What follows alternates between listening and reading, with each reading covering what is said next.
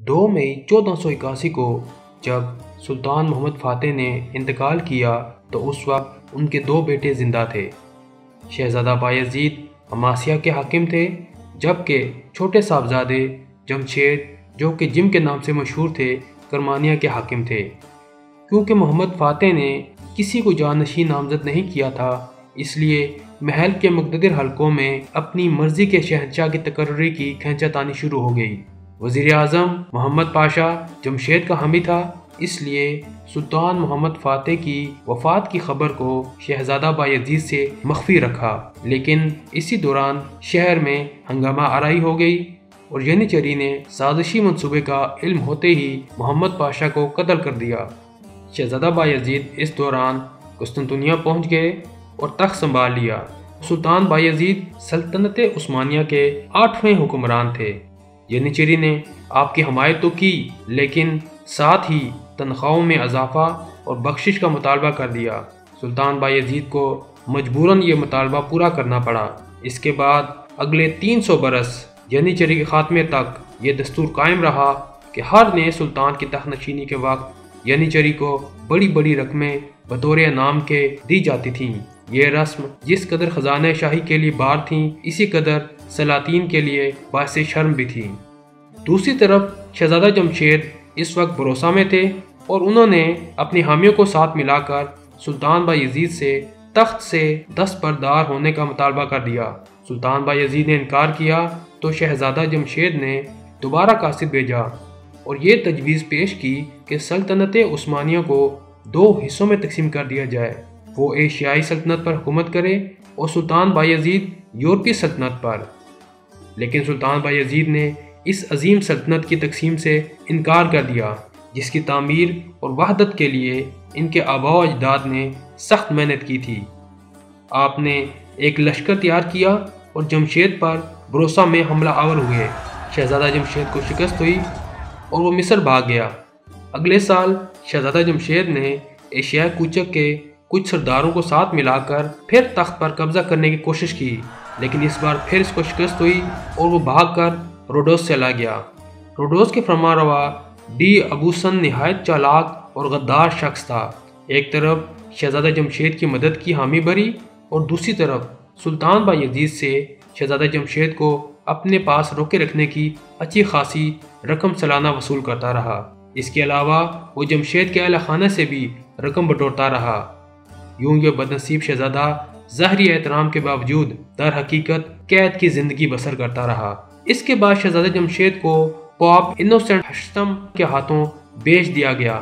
Pope innocent ہشتم اور اس کے بعد اس کا جانشین پوپ الیگزینڈر بورجیا بھی اچھی خاصی رقم سلطان بایزید سے وصول کرتا رہا۔ کچھ عرصہ بعد شہزادہ جمشید جو کہ 13 سال سے قید کی صعوبتیں برداشت کر رہا تھا کو قتل کروا دیا گیا۔ سلطان بایزید نے یورپ سے شہزادہ جمشید کی نعش منگوا کر شاہی شان و شوکت سے بھروسہ میں سپرد خاک کیا۔ سلطان بایزید کا زیادہ تر دور حکومت شہزادہ جمشید کی بغاوت کو سر کرتے گزرا۔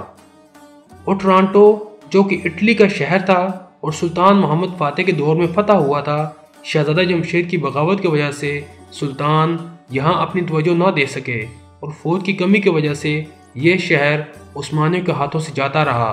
پھر دوبارہ کبھی بھی عثمانیوں کا قدم اٹلی کے کسی بھی حصہ میں نہ جم سکا۔ ہرزوگوینہ اب تک ایک باج گزار حکومت تھی۔ سلطان بایزید نے اسے مستقل طور پر سلطنت عثمانیہ میں شامل کر لیا۔ ہنگری سے کئی سال تک چھوٹی چھوٹی لڑائیوں کا سلسلہ جاری رہا، لیکن اس سے کوئی خاص نتیجہ حاصل نہ ہوا اور آخر میں دونوں سلطنتوں میں صلح ہو گئی۔ ایشیا کوچک میں مصریوں نے دست درازیاں شروع کی، جس کی وجہ سے دولت عثمانیہ اور مصر کے مملوک سلطانوں کے درمیان جنگ ہو گئی، جس میں ترکوں کو شکست ہوئی۔ اس کا نتیجہ یہ ہوا کہ کرمانیہ نے بغاوت کر دی۔ عثمانی فوجیں اس بغاوت کے شروع کرنے میں تو کامیاب ہو گئیں، لیکن مصریوں کے مقابلے میں انہیں پیچھے ہٹنا پڑا۔ بالآخر 5 سال کے بعد اس جنگ کا سلسلہ ختم ہوا اور سلطان بایزید نے اپنے 3 قلعے سلطان مصر و شام کی نظر کر کے صلح کر لی۔ موریہ میں وینس کے 3 قلعوں کو فتح کیا، جس سے یونان میں وینس کے اثر کا خاتمہ ہوا۔ 1499 میں مشہور ترکی امیر البحر کمال رئیس نے وینس کے بیڑے کو زبردست شکست دے کر لیپانٹو کی بندرگاہ پر قبضہ کر لیا۔ دوسرے سال وینس، آسٹریا، اسپین اور پاپ کے بیڑوں نے متحدہ طور پر ترکی بیڑے پر حملہ کیا۔ باوجود اس کے کہ عثمانی جہازوں کی مجموعی تعداد اتحادی بیڑوں سے بہت کم تھی، کمال رئیس نے کامیابی کے ساتھ ان کا مقابلہ کیا اور پھر آگے بڑھ کر مسلمانان غرناطہ کی درخواست پر، جو عیسائیوں کے ظلم و ستم سے عاجز آ چکے تھے، اسپین کے ساحلوں پر حملے کیے اور سقوط غرناطہ کے بعد وہاں سے نکالے گئے ہزاروں مسلمانوں اور یہودیوں کی جانیں بچائیں۔ سلطان بایزید کا عہد حکومت جس طرح خانہ جنگی سے شروع ہوا تھا، اسی طرح اس کا خاتمہ بھی خانہ جنگی پر ہی ہوا۔ سلطان بایزید کے 3 بیٹے تھے اور جانشینی کے لیے ان کی نظر انتخاب دوسرے بیٹے احمد پر تھی، لیکن چھوٹا بیٹا سلیم فوجی قابلیت کا حامل تھا اور فوج میں مقبولیت بھی رکھتا تھا۔ احمد کی طرف باپ کا رجحان دیکھ کر شہزادہ سلیم طرابزون سے قسطنطنیہ روانہ ہوئے اور ایک منتخب فوج کے ساتھ ادرنا پہنچ گئے۔ سلطان بایزید نے ان کو طرابزون واپس جانے کا حکم دیا، لیکن شہزادہ سلیم جنگ پر آمادہ ہو گئے اور سلطان بایزید کو مجبوراً اس سے مقابلہ کرنا پڑا۔ اس جنگ میں شہزادہ سلیم کو شکست ہوئی اور وہ بھاگ کر کریمیا پہنچے۔ کریمیا کا فرمانروا، جو شہزادہ سلیم کا سسر تھا، نے شہزادے کی مدد کی۔ کچھ دنوں کے بعد وہ پھر قسطنطنیہ لوٹے اور اب کی بار تمام فوج نے ان کا ساتھ دیا۔